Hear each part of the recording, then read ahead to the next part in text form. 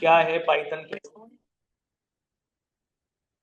Simplest form? अगर कोई आप एग्जांपल बनाओगे तो सबसे पहले क्या होगा?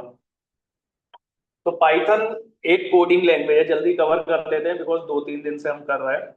तो एक क्विक इंट्रोडक्शन दे देता हूँ और फिर जो अभी हमने किया 2 क्लास में लास्ट, क्योंकि थोड़ी दिन हुए हैं तो लास्ट 2 क्लासेस में जो किया एक बार उसको रिपीट कर देंगे, जिससे कि आप लोगों का रिवीजन हो जाएगा, जो नए आए हैं उनका कवर हो जाएगा। ठीक है? तो दी थिंग इज दैट कि पाइथन को हम यूज करेंगे। Python is the programming language, और अगर डेफिनेशन की बात करें तो Python is the general purpose programming language. ये जनरल पर्पस है कि आप जनरली इसको यूज कर सकते हो। ठीक है? पाइथन के अगर हम फीचर्स की बात करें तो पाइथन के फीचर्स में क्या होगा? फीचर्स जिसकी वजह से पाइथन जो है यूज हो रही है, पहला क्विकली जल्दी से बता दो। Python is the general purpose.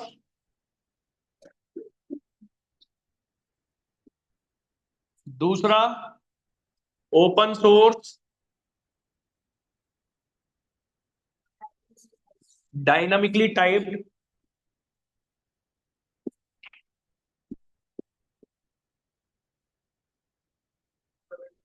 Interpreted,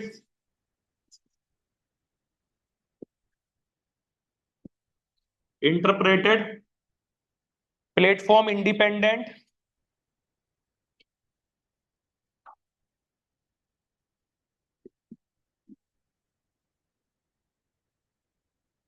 platform independent and easy to use.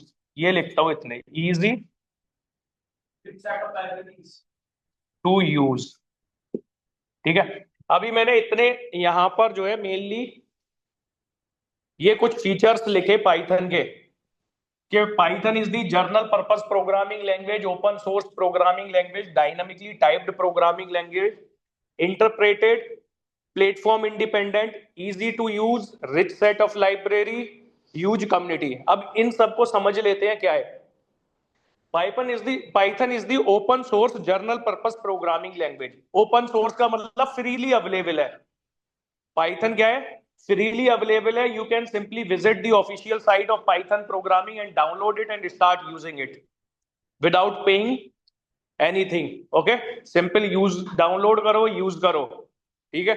Open source, इसका सोर्स कोड ओपनली अवेलेबल है। अगर आप उसमें कंट्रीब्यूट करना चाहते हैं कल को, कि आपने कोई थर्ड पार्टी लाइब्रेरी बना ली, उसमें आप उसके साथ में इंटीग्रेट करना चाहते हो, अवेलेबल है। पाइथन का सोर्स कोड जो है फ्रीली अवेलेबल है। इजीली आप उसको जो है देख सकते हो कि पाइथन में क्या है, कैसे डेवलप हुआ है, सब कुछ।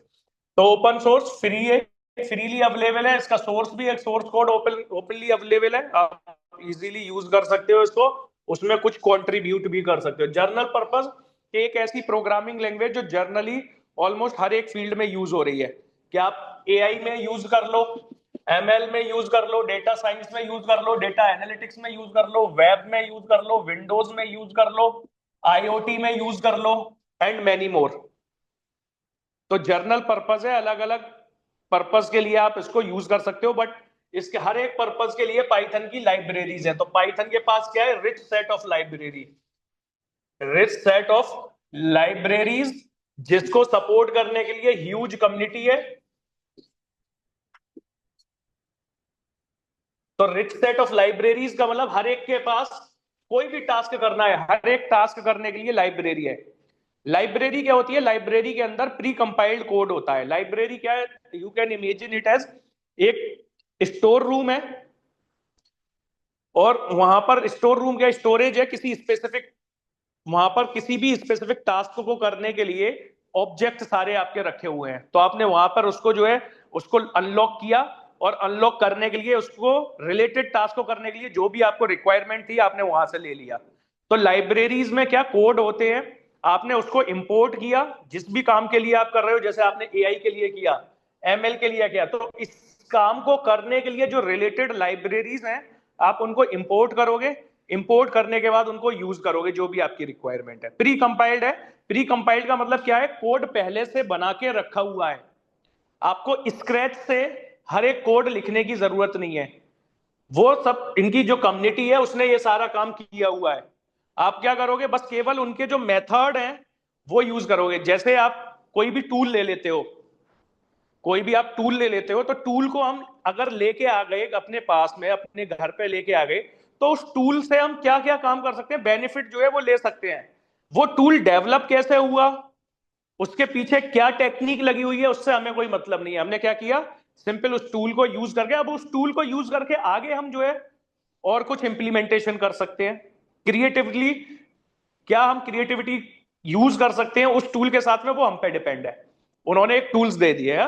तो ये लाइब्रेरीज हो गई, इनके पास रिच सेट ऑफ लाइब्रेरीज है जो जर्नल पर्पस, जो अलग अलग टास्क है उनको करने के लिए यूज होंगी। ओके, ओपन सोर्स है, फ्रीली अवेलेबल है, डायनामिकली टाइप्ड है, इंटरप्रेटेड है, प्लेटफॉर्म इंडिपेंडेंट है।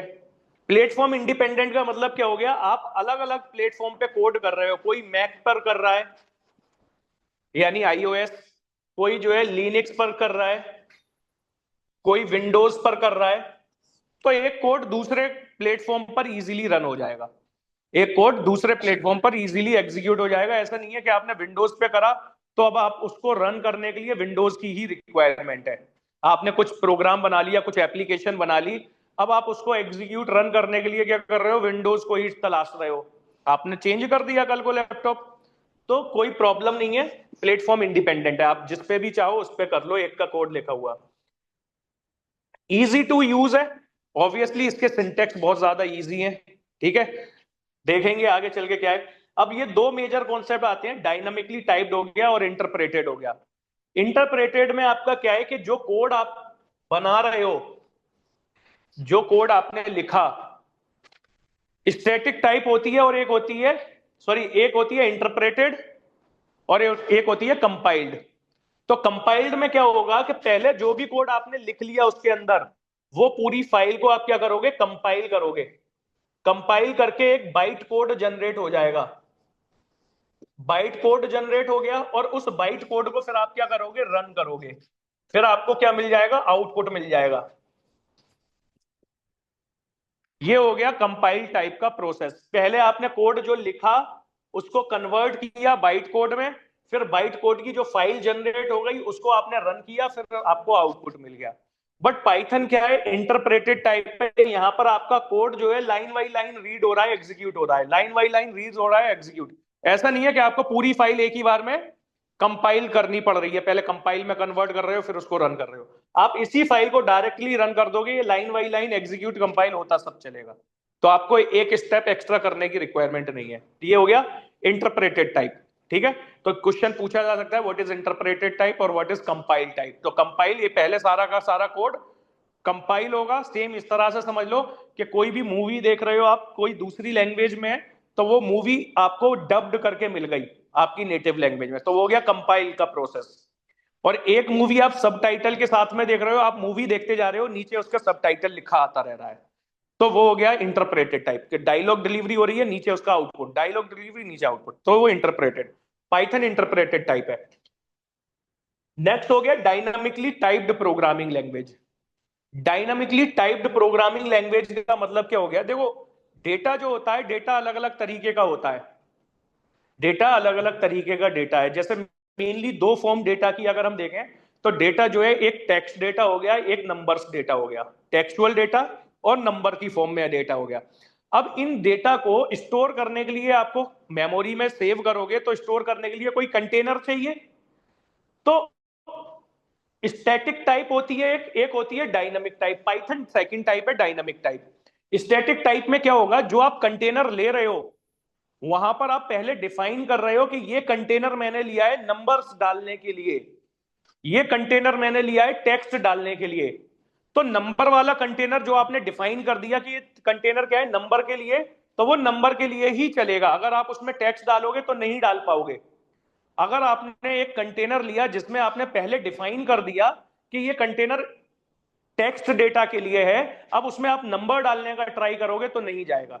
तो ये हो गया स्टैटिक। बट पाइथन कहता है कोई प्रॉब्लम नहीं है, आप कंटेनर लेके आ जाओ, उसमें डेटा डाल दो, रन टाइम पे ऑटोमेटिकली हैंडल हो जाएगा कि किस टाइप का डेटा डाल रहे हो। तो पहले दूसरी प्रोग्रामिंग में आप पहले डिफाइन कर रहे हो I N T A is equal to 2। अब अगर 2 की जगह आप ए डालना चाहोगे तो नहीं डालेगा, क्योंकि आपने यहां पर डिफाइन कर दिया कि ये जो कंटेनर है ये स्पेसिफिकली किसके लिए है, इंट वैल्यू के लिए है।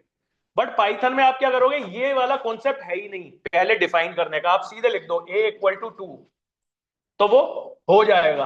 ठीक है, यहां पर आपको कुछ डिफाइन नहीं करना कि ये किस टाइप का कंटेनर है, आप सेवल कंटेनर लो, उसमें जो मर्जी चाहो वैल्यू डाल दो। तो ये इसके कुछ फीचर्स हो गए सारे के सारे। General purpose open source programming language, dynamically type interpreted, platform independent, easy to use. Clear? अब पाइथन इजी टू यूज है। इजी टू यूज के मतलब बहुत इजी सिंटेक्स है, बहुत इजी इंग्लिश लाइक सिंटेक्स है, जो आप डेली लाइफ में यूज करते हो वैसे ही सिंटेक्स है इसके। ओके, अब क्वेश्चन ये आता है कि बहुत इजी सिंटेक्स है तो पाइथन क्या कुछ रूल फॉलो नहीं करता क्या? तो पाइथन रूल फॉलो करता है, जो आपको रूल फॉलो करने पड़ेंगे। तो दो मेजर रूल है। पहला, केस सेंसिटिव प्रोग्रामिंग लैंग्वेज है। लोअर केस ए और अपर केस ए दोनों क्या है, अलग अलग है, दोनों अलग अलग एंटिटी है, दोनों अलग अलग ऑब्जेक्ट है, लोअर केस और अपर केस। तो कहीं पर अगर लोअर केस यूज होना है, या आपने लोअर केस का कंटेनर बना लिया और आप ट्राई कर रहे हो अपर केस में, तो वो नहीं होगा। ठीक है, दोनों अलग अलग चीज है। दूसरा, indentation, you will follow indentation. Indentation क्या होता है, जब आप कोड लिखोगे तो वहां पर आपको स्पेस यूज करने रहेंगे। ये आपका पेज है जिसपे आप बेसिकली इस पेज पे क्या है, कोड कर रहे हो, नोटबुक हो गई या कोई आईडी हो गई, यहां पर आप क्या कर रहे हो, कोई कोड कर रहे हो। तो जो आप स्पेस यूज करोगे उनको बड़ा केयरफुली आपको यूज करना है। उन स्पेस की वजह से आपके कोड में क्या आ सकती है, एरर आ सकती है। जैसे आपने पहली लाइन ऑब्वियस है कि आप कोड कहां से लिखना शुरू कर रहे हो, आप लेफ्ट से राइट की तरफ लिखते हो।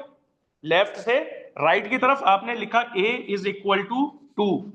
ठीक है, ये लिख दिया। अब नेक्स्ट लाइन लिखने के लिए आपने यहां पर एक स्पेस ले लिया, b इज इक्वल टू 3 लिख दिया। तो ये जो एक्स्ट्रा स्पेस आपने यहां पर ले लिया, ये स्पेस क्या करेगा, एक एरर क्रिएट कर देगा। तो पाइथन में आप एक्स्ट्रा स्पेस अलाउड नहीं है। और जहां कहीं पर जिस ब्लॉक में एक्स्ट्रा स्पेस अलाउड है, अगर वहां पर नहीं लिए तो वहां पर भी एरर आ जाएगी। मतलब दो तरह से स्पेस यूज कर सकते हो, वैसे तो अलाउड नहीं है, बट जहां पर अलाउड है वहां पर नहीं लिए तो भी एरर आ जाएगी। ठीक है, तो ये एरर कौन सी आएगी, एरर का टाइप होगा इंडेंटेशन एरर। तो जैसे ही इंडेंटेशन एरर मिलेगी तो आप समझ जाओगे कि कहीं पर एक्स्ट्रा स्पेस या तो हो गया है या फिर लेना चाहिए था, नहीं लिया है। ठीक है, और केस सेंसिटिव में बेसिकली कोई एरर नहीं आएगी, नेम एरर आ सकता है कि अगर जो है यहां पर आपने डिफाइन कर दिया था a इज इक्वल टू 2, ठीक है, और आप कॉल कर रहे हो कैपिटल ए को, तो वो क्या करेगा, नेम एरर दे देगा। अगर कैपिटल ए भी कहीं डिफाइन होगा, ए की वैल्यू मान लो कुछ और दे रखी है, ए दे रखी है, तो कैपिटल ए का रिजल्ट मिल जाएगा आपको। अगर कैपिटल ए आपके पास में आपने यूज ही नहीं किया तो नेम एरर दे देगा कि नेम नॉट डिफाइंड, वो मिल ही नहीं रहा उसे। ठीक है, तो ये दो आप फॉलो करोगे। बाकी पाइथन को यूज कैसे करना है, पाइथन आपको जो है डाउनलोड करना है और यूज करना शुरू कर देना है। पाइथन फ्रीली अवेलेबल है, तो पाइथन की ऑफिशियल साइट पे जाओगे, python.org, वहां पर जो है डाउनलोड करने का ऑप्शन बटन मिलेगा, आपको डाउनलोड कर लोगे। इंस्टॉल करने के लिए जैसे सॉफ्टवेयर यूज करते हो, नेक्स्ट करके पहले exe फाइल पर आप क्लिक करोगे तो वो एक डायलॉग बॉक्स ओपन हो गया आ जाएगा। उस डायलॉग बॉक्स में इंस्टॉल का बड़ा बड़ा इंस्टॉल लिखा होगा, बट इंस्टॉल से पहले नीचे एक छोटा सा चेक बॉक्स होगा, एड exe टू पाथ, उसको पाथ में कर देना। ठीक है, बाकी इंस्टॉलेशन का प्रोसेस बस यही प्रोसेस है, डाउनलोड करो और क्लिक करके इंस्टॉल कर लो। जब इंस्टॉल हो जाए तो फिर आपको चाहिए क्या, एक आपको प्लेटफॉर्म चाहिए जहां पर आप कोड लिख सकते हो। ये तो पाइथन आ गया आपके पास में, अब कोड लिखने के लिए भी चाहिए कुछ प्लेटफॉर्म। तो आप अलग अलग प्लेटफॉर्म अवेलेबल है, आप यूज कर सकते हो। जैसे आप जो है पाइथन जो है डिफॉल्ट देता है आइडल, आइडल को यूज कर सकते हो, बट आइडल में लिमिटेड सपोर्ट है तो यूज उसे नहीं करते हम। या फिर हम यूज कर सकते हैं कोई भी IDE, integrated development environment.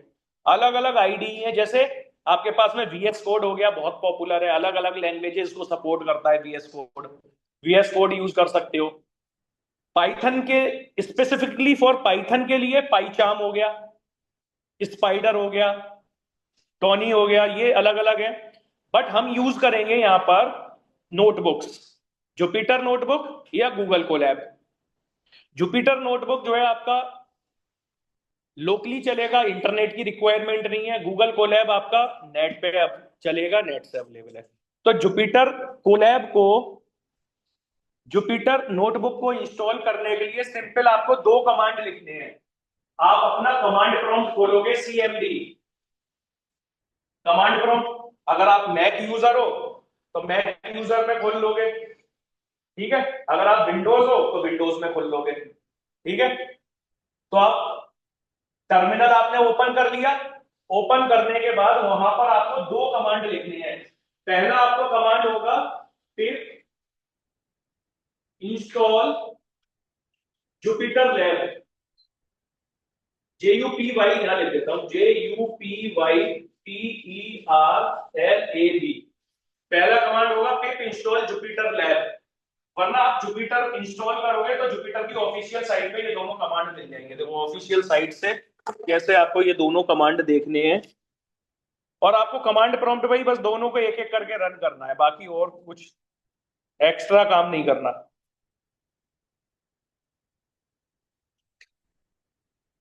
Install Jupyter notebook में गूगल पे जैसे ही लिख के सर्च करता हूं, देखो पहला क्या आ गया, इंस्टॉल वाला आ गया, इंस्टॉलिंग। यहां पर आपको दोनों कमांड मिल जाएंगे। पहला कमांड क्या है, पिप इंस्टॉल जुपिटर लैब। दूसरा कमांड है आपका पिप इंस्टॉल नोटबुक। पिप इंस्टॉल नोटबुक, पिप इंस्टॉल जुपिटर लैब।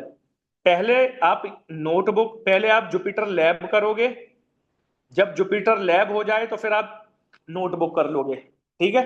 जब ये दोनों कंप्लीट हो जाएंगे फिर आप वहां पर क्या करोगे, वहीं कमांड प्रॉम्प्ट पर ओपन करने के लिए जुपिटर नोटबुक लिखोगे। ओपन करने के लिए जुपिटर स्पेस नोटबुक।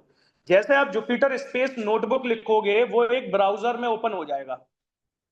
ब्राउजर आपसे पहले तो मांगेगा, फर्स्ट टाइम जब आप यूज कर रहे होगे तो ब्राउजर मांगेगा, क्योंकि मल्टीपल ब्राउजर्स हो सकते हैं आपके लैपटॉप में।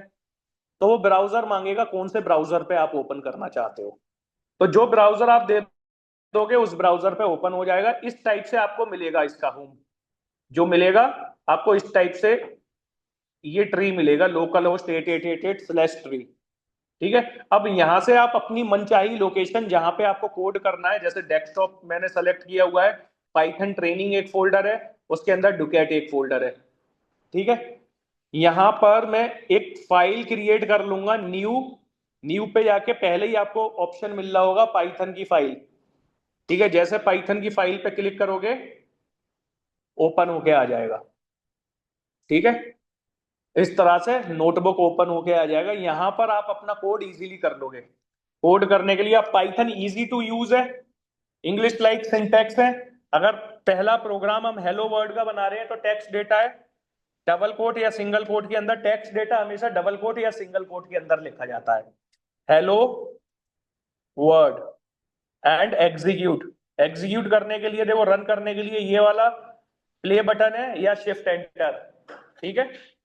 तो जैसे ही मैंने यहां पर शिफ्ट एंटर किया तो देखो आउटपुट आ गया। यही काम आपको अदर प्रोग्रामिंग लैंग्वेज में करना होता, 6-7 लाइनें लिखनी पड़ जाती, बट पाइथन में आपने जो आउटपुट चाहिए वही चीज लिखी और आ गया, ठीक है।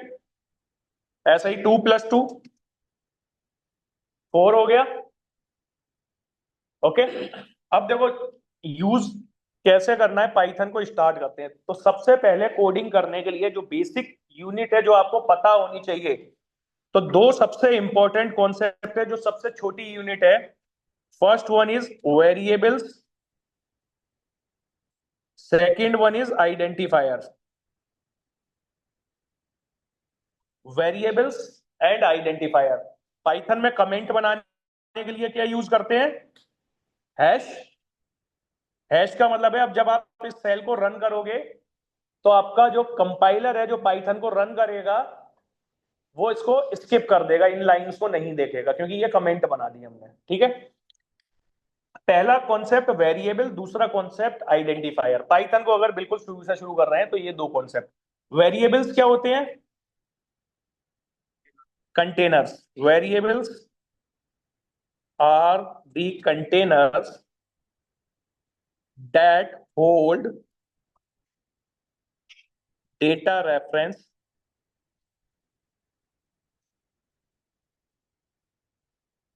वेरिएबल्स क्या है? एक कंटेनर है जो क्या कर रहा है? डेटा रेफरेंस को होल्ड कर रहा है। आइडेंटिफायर्स क्या है?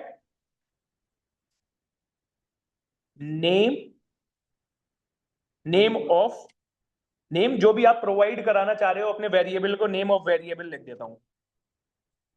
वेरिएबल्स आगे जाके आप फंक्शंस को भी प्रोवाइड करोगे एंड क्लास को भी प्रोवाइड करोगे। तो नेम ऑफ वेरिएबल, जो वेरिएबल को नेम आपने प्रोवाइड कराया, जो फंक्शन को नेम प्रोवाइड कराया, जो क्लास को नेम प्रोवाइड कराया, दीज आर दी। अब अब देख लेते हैं इसका यूज कहां करोगे। वेरिएबल आपको पता चल गया, वेरिएबल इज दी कंटेनर्स, और आइडेंटिफायर्स क्या है? उसका नाम, कंटेनर का नाम। अब जैसे मैं कहता हूं कि दो नंबर को आपको ऐड करना है, तो दो नंबर क्या है? डेटा है। उस डेटा को आप किसी कंटेनर में स्टोर करोगे। तो num1 variable are the name. मैं पहले वेरिएबल को क्या नेम प्रोवाइड कर रहा हूं? num1। num1 is equal to 2 and num2 is equal to, जो भी नंबर लेना चाहो आप ले सकते हो। दो वैल्यू ले ली हमने, num1 एंड num2। तो ये दोनों क्या है? कॉन्सेप्ट क्या है? num1 क्या है? What is num1? वेरिएबल है, और num1 इसका क्या है? नाम है, आइडेंटिटी है। कॉन्सेप्ट वेरिएबल है बट आइडेंटिटी क्या है? num1। ऐसे ही मैं फर्स्ट नेम लेता हूं, एफ नेम, एल नेम,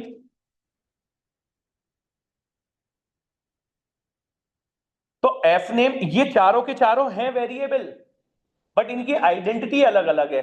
एक num1 है, एक num2 है, एक एफ नेम है, एक एल नेम है। ठीक है। अब जब आप आइडेंटिफायर्स बना रहे हो, आइडेंटिफायर्स के अंदर आ जाता है रूल्स। आइडेंटिफायर्स यानी नेम, जब आप डिफाइन कर रहे हो वेरिएबल को, तो वेरिएबल को डिफाइन करने के लिए, वेरिएबल के लिए कुछ रूल्स होंगे नाम बनाने के लिए। तो नेम्स में रूल क्या क्या होंगे? चार मेजर रूल्स हैं। Four major rules are there. पहला कि it contain alphabets and digits A to Z, क्योंकि केस सेंसिटिव है, तो capital A to capital Z और small a to small z, and 0 to 9। Alphabets और डिजिट्स जो है कंटेन कर सकते हैं। जैसे यहां पर हमने किया, अल्फाबेट्स क्या है? नम, और डिजिट क्या है इसमें? 1। num1 is the valid identifier. Second rule, cannot start with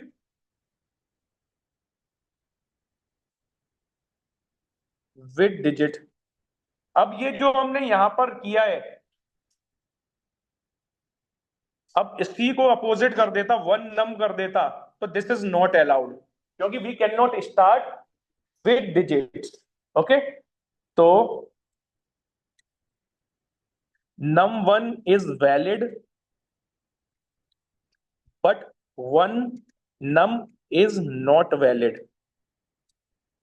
ठीक है, सेकेंड रूल हो गया। थर्ड रूल आपका क्या था? Special character are not allowed except underscore.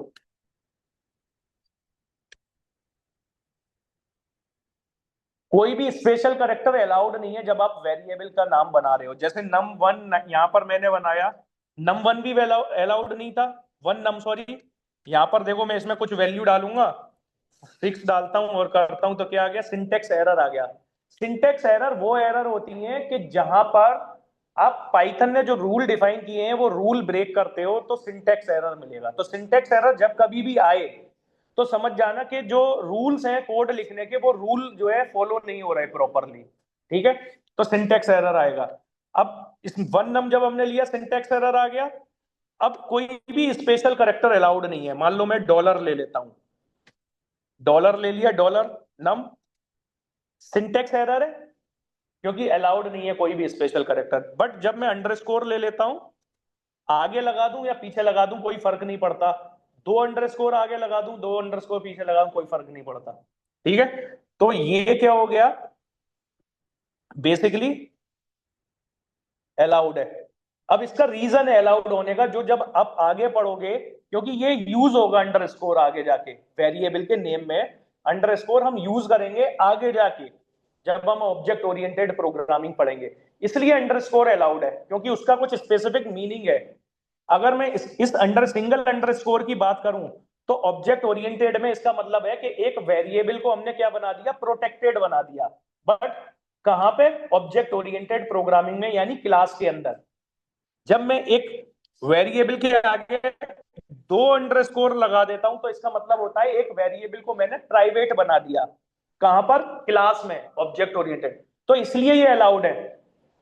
तो अंडरस्कोर अलाउड होने का ये रीजन है, तो अंडरस्कोर अलाउड है। ठीक है, अब space is also not allowed, क्योंकि स्पेस भी किस में आता है, स्पेशल करेक्टर में आता है स्पेस। ओके, तो स्पेस भी जैसे फर्स्ट फुल नेम कर देता हूं मैं, full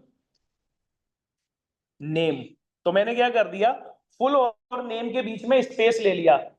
but this is also not allowed, जैसे यहां पर टेक्स्ट में ये कर दिया, ये क्या करेगा, सिंटेक्स एरर। तो full space name not allowed. जब कभी भी मैं सेपरेट करना चाह रहा हूं, तो बीच में अंडरस्कोर यूज कर सकता हूं, underscore, full underscore and name. तो ये अलाउड हो गया, तो स्पेस अलाउड नहीं है। ठीक है, थर्ड हो गया। फोर्थ, कैन नॉट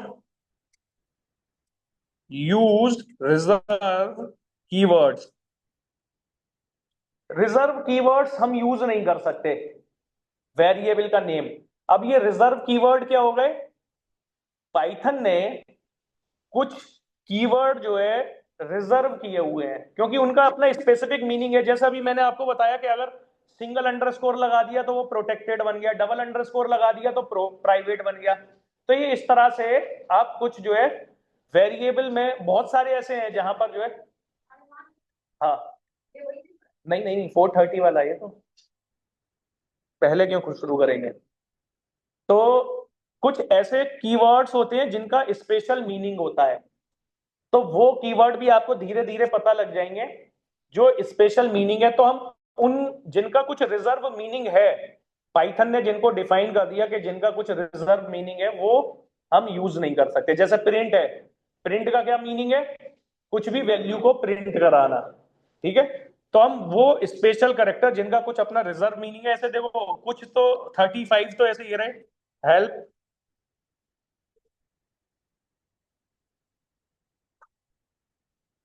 तो 35 की तो लिस्ट ये रही। ये कीवर्ड्स हैं जिनका अपना रिजर्व स्पेशल मीनिंग है, ये नहीं यूज कर सकते। ये तो एरर देंगे, ये तो जब आप यूज करने की ट्राई भी करोगे तो आपको एरर मिलेगी। बट कुछ जो है क्लासेस होती हैं, इनबिल्ट क्लासेस, उनको आप यूज कर सकते हो, बट आपको यूज नहीं करना चाहिए, क्योंकि जब उनकी एक्चुअल फंक्शनैलिटी को आप करने जाओगे तो वो एरर दे देगा, क्योंकि आपने उसमें कुछ और वैल्यू डाल चुके होगे। ओके, तो पाइथन क्या करता है, जो लेटेस्ट यूनिट होती है, जैसे लेटेस्ट जो चीज है उसी को जो है मानता है। जैसे सम का, प्रिंट का कुछ स्पेशल मीनिंग है। प्रिंट क्या काम करता है, प्रिंट के अंदर जो भी आप मैसेज दोगे वो आपकी स्क्रीन पर प्रिंट हो जाएगा। जैसे यहां पर मैं हेलो दे देता हूं, हेलो, और मैंने किया तो स्क्रीन पर प्रिंट हो गया। हेलो के अंदर मैं हेलो 4 5 6, तो ये क्या होगा, हेलो 4 5 6 आ जाएगा। बट अगर मैं प्रिंट को एज अ वेरिएबल यूज कर लूं और प्रिंट के अंदर 2 डाल दूं या कोई भी वैल्यू डाल दूं और इसको रन कर दूं, अब प्रिंट में क्या चला गया, प्रिंट में अब 3 चला गया। प्रिंट के अंदर, प्रिंट एक वेरिएबल बना दिया मैंने जिसमें 3, बट प्रिंट का असली काम क्या था, कुछ प्रिंट करने का। अब देखो इसका असली काम बदल चुका होगा, जब मैं इसको यहां पर प्रिंट कर रहा हूं हेलो, तो ये क्या करेगा, ये एरर दे देगा, क्योंकि प्रिंट के अंदर मैंने क्या डाल दिया, एक इंटीजर वैल्यू डाल दी, INT। तो ये क्या कह रहा है, integer object is not callable. ठीक है, अब इसको ठीक करने के लिए, क्योंकि मेमोरी में सेव हो गया, ठीक करने के लिए आपको जो है मेमोरी क्लीन करनी पड़ेगी, आपको कर्नल को रीस्टार्ट करना पड़ जाएगा। तो वो मेमोरी से सारी चीजें, कर्नल जब हम रीस्टार्ट कर देते हैं, जो जो आपने टेम्परेरी सेव हुआ होगा वो इस कर्नल से क्लीन हो जाएगा। तो अब आप प्रिंट को फिर से रन करोगे तो देखो आ जाएगा। ठीक है, तो हमें ये भी नहीं करना, क्योंकि प्रिंट एक रिजर्व वर्ड है जिसका मीनिंग है प्रिंट करने का, तो हमें ये यूज नहीं करने चाहिए। ओके, ये हो गए आपके वेरिएबल्स एंड आइडेंटिफायर। क्लियर? कोई डाउट? तो वेरिएबल्स क्या होते हैं? कंटेनर है जिसमें कोई भी वैल्यू जो है आप स्टोर करोगे। अब नेक्स्ट आता है आपका डेटा टाइप्स। नेक्स्ट क्या आ गया? Third concept is after variable and identifier, third is data types. अब डेटा टाइप्स क्या होता है? देखो, वेरिएबल क्या है? कोई भी कंटेनर है जो किसको रखता है? डेटा को रखता है। जैसे मैंने यहां पर बोला कि एक वेरिएबल बनाओ जिसमें एक नंबर रख दो, तो आपने क्या किया? num1 बनाया, और num1 के अंदर आपने क्या डाल दिया? 2 रख दिया।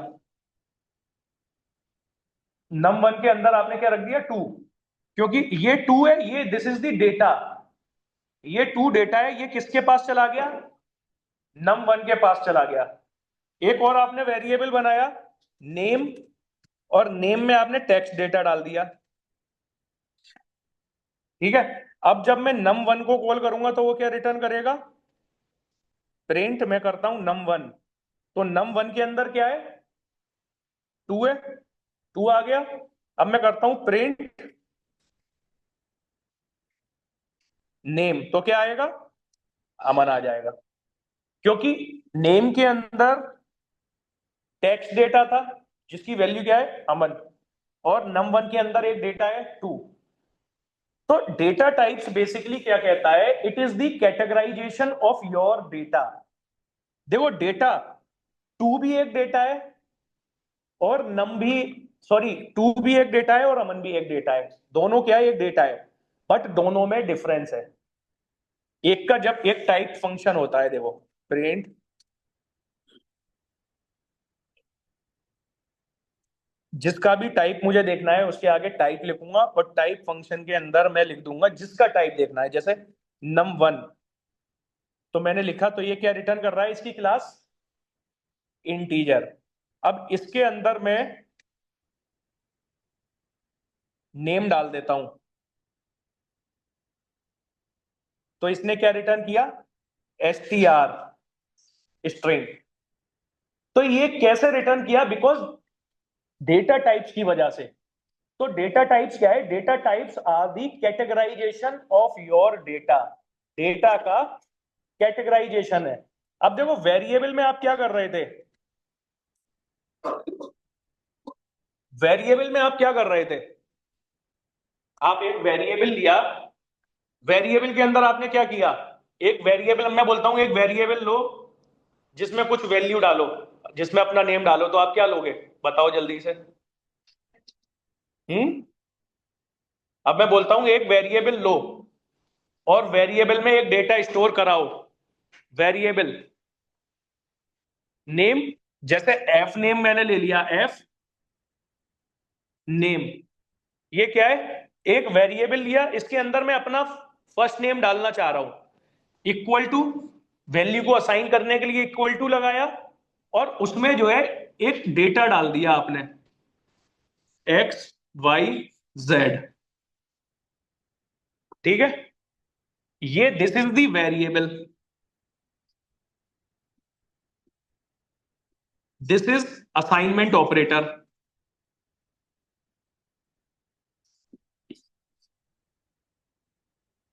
वेरिएबल असाइनमेंट ऑपरेटर जो वैल्यू को असाइन करेगा, और this is your data. Variable, assignment operator और डेटा। ऐसा ही मैं बोलता हूं कि एक वेरिएबल में कुछ नंबर डाल दो या अपनी एज डाल दो, तो आप क्या करोगे?